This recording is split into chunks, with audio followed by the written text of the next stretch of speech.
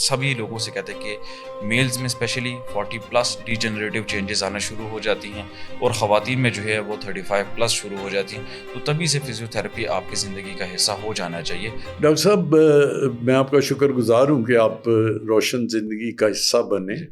تو گفتگو شروع کرتے ہیں، وہ یہاں سے کرتے ہیں کہ ہمیں یہ بتائیے کہ سینئر سٹیزنز کے لیے فزیو تھراپی کیوں ضروری ہے؟ جی، سینئر سٹیزن، اب یہ جی کہ سینئر سٹیزن کا جو ایک یہ گروپ تھا، یا مطلب کہہ سکتے ہیں کہ کیٹیگری تھی، تو آج سے 20 سال پہلے سینئر سٹیزن کی کیٹیگری 60+ سے شروع ہو جاتی تھی۔ جی جی، ٹھیک ہے، ابھی مطلب لوگ 60 پہ بھی پہنچتے ہیں، 50 میں بھی، تو وہ اپنے آپ کو سینئر سٹیزن تو نہیں کہتے، وہ اپنے آپ کو ذرا باہر سے استھیٹکلی مینٹین رکھتے ہیں، بالکل۔ بٹ یہ ہے کہ فزیکلی اینڈ سسٹمکلی جو ہے نا، وہ ان کی ایج اس سے بھی زیادہ ہوتی ہے۔ جی بعض اوقات بایولوجیکل ایج ایک بندے کی نارمل ایج 40 کی ہوگی، لیکن بایولوجیکل ایج ان کی 60 پہ پہنچ چکی ہوتی ہے۔